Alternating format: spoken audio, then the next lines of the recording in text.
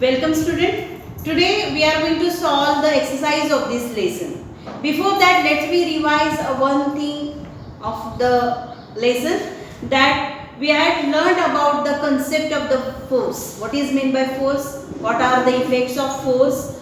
And also we learned various types of force according to the examples. Okay. So taking stand of this, today we are going to solve all these questions. See, question number first. Choose the term to fill the blanks. Means we have to fill in the blanks. First one, dash has to be applied to change the dash of a dash object. First, force has to be applied to change the direction of a moving object. Force, direction and moving. This is the sequence of the answer. First one force, second one direction and third one moving. Okay. So answer is that force, direction and moving. Question number B. When an elephant drags a wooden log over a land, the forces that are applied on the log are. हत्ती लाकडाचा ओंडका जमिनीवरून ओढून नेत असताना त्या ओंडक्यावर टिंबटिंब व टिंबटिंब ही बले लावलेली असतात. तर कोणती कोणती बघा, muscular force, gravitational force and frictional force. All these are the three types of force acting on a log of a wood. Log म्हणजे ओंडका, लक्षात ठेवा. आणि हे तिन्ही म्हणजे मस्क्युलर फोर्स, फ्रिक्शनल फोर्स आणि ग्रॅव्हिटेशनल फोर्स या तिन्ही प्रकारचे फोर्स त्या उडक्यावर लागू होत असतात.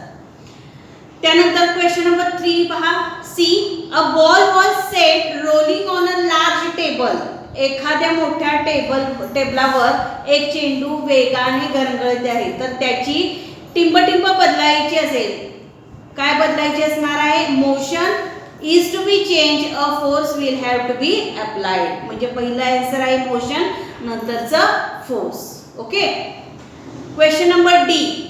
The force of friction always acts against the motion. Right answer is against. So I think you understand all the answers of the filling the blanks. Now come to the question number 2. Here the question is of match the pairs.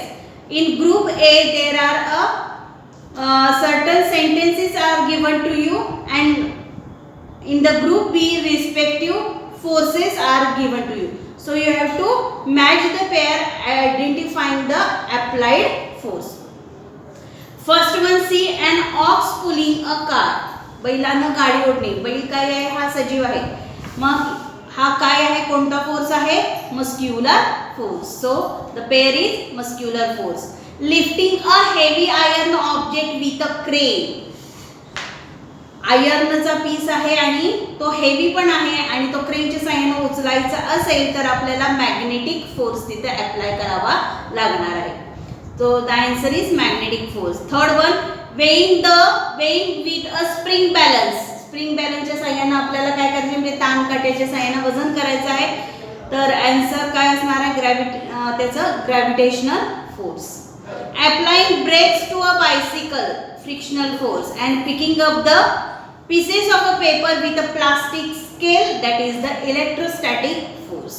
So these are the answer I have written on the board already. Afterward you will you write down that all the answers in your notebook. Okay.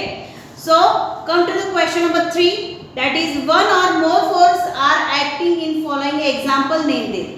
Here the example are given to you, and in this situation more than one force is acting on that object. So we have to identify which are that forces. First one, an object falling from a tall building. म्हणजे एखाद्या उंच इमारतीवरून खाली पडणारी वस्तू, त्याच्यावर कोणते बल कार्य करत असणार आहे? पहिल्यांदा लिहायचं आहे तिथं मस्क्युलर फोर्स आणि दुसरा आहे gravitational force. Okay. B, an aeroplane flying in sky.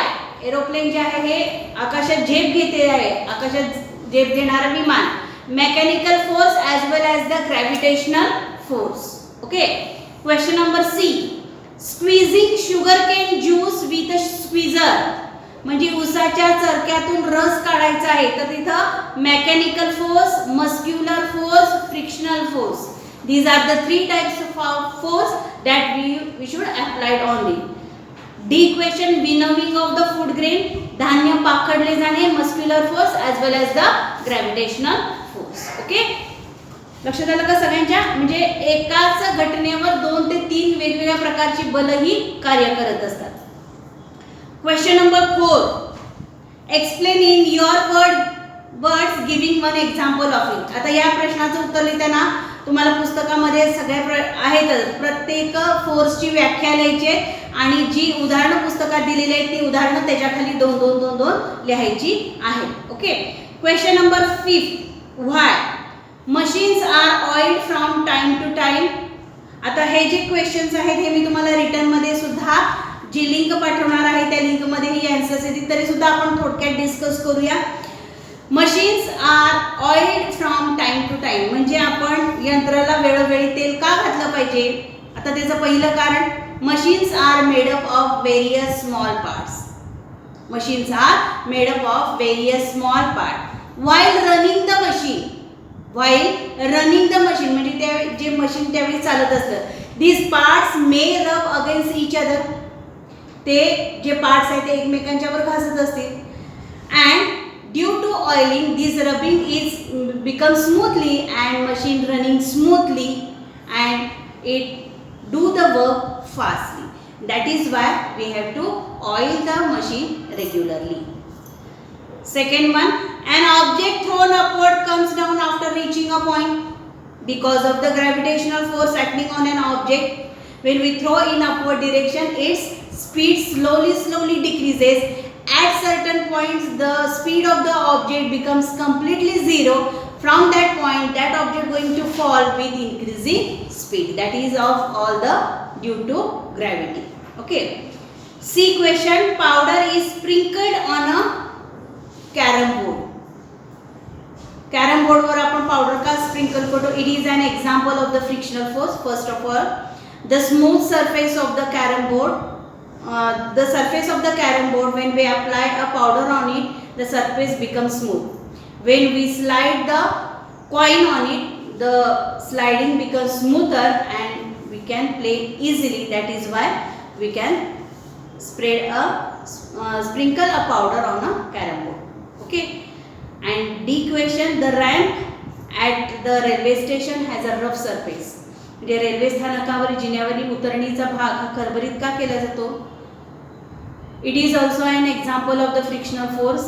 The ramp of the railway station is deliberately made rough because while running in a hurry, there is a chances of slide and maybe fall. So avoiding for that, the surface of the ramp should become rough. Okay, that is the answer that I have given you in a written form only. That just only discuss it. Now question number 6th one. In what way are we different? Here what you have to do, you have to differentiate these two forces, means muscular force and mechanical force. Make a 2 part of the page with a line and write down the definition of the respective force and example of the force. Okay, so these are the easy question.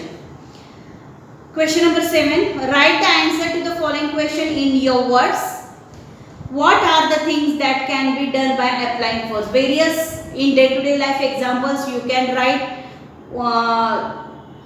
what you are doing by applying force. तुम्ही दैनंदिन जीवनातली कुठलीही उदाहरणं तुम्ही इथं 5 लिहू शकता. What is meant by weight? Gravitational force acting on an object is called its weight. Which machines run on the muscular force? खूप सारी आहेत ती तुम्ही लिहू शकता. तुम्हाला पुस्तकामध्ये सुद्धा वाचल्यानंतर त्याचं उत्तर मिळू शकेल. क्वेश्चन नंबर 8 बघा. बऱ्यापैकी मुलांनो हा जो प्रश्न आहे हा प्रश्न 8वा तुम्हाला सिस्टमॅटिक पद्धतीने सोडवायचा असतो.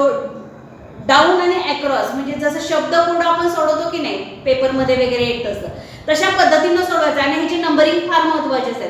त्या नंबर पासून चालू होणारं आपल्याला जी सांगितलेलं आहे त्या नंबर पासून स्टार्ट व्हायला पाहिजे. जसं बघा पहिलं डाऊन म्हणजे वरून खाली. Dash force is applied to push a scooter that has failed. बंद पडलेली स्कूटर ढकलण्यासाठी टिंब बल लावावे लागते. आता उभं एक बघा कोणतं लागणार आहे? मस्क्युलर फोर्स, म्हणजे तिथे लिहायचं मस्क्युलर पहिल्या ह्याच्यात. दुसरं बघा, dash force can be use to pick up the scattered pin. पडलेल्या ज्या टाचण्या आहेत त्या टाचण्या आपल्याला शोधायचं असण्यासाठी कोणता बल लागणार आहे? मॅग्नेटिक. तो 2 पासून चालू झाला पाहिजे, उभं 2, तिथे लिहायचं मॅग्नेटिक. हा, आता आडव्या लाईन मध्ये यायचे. आडवं 1 बघा काय सांगितलेलं आहे. A dash pulls on iron nail towards itself. लोखंडी खिळ्याला स्वतःकडे आकर्षित करतो कोण?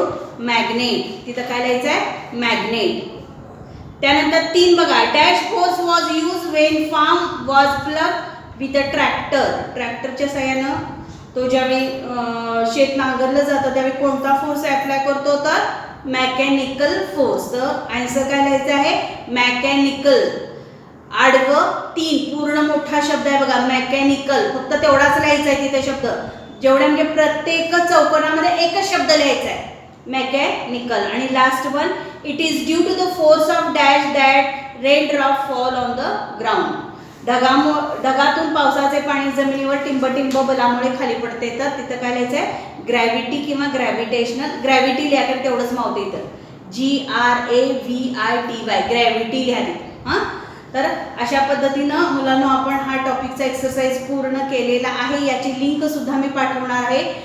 आपण आता सोडवलेलंच आहे आणि त्या लिंकमधनं सुद्धा तुम्ही व्यवस्थित वहीमध्ये याची आन्सर्स लिहून घ्यायची आहे. ओके, नेक्स्ट पार्टमध्ये आपण या पुढचा टॉपिक अभ्यास करणार आहोत. थँक्यू.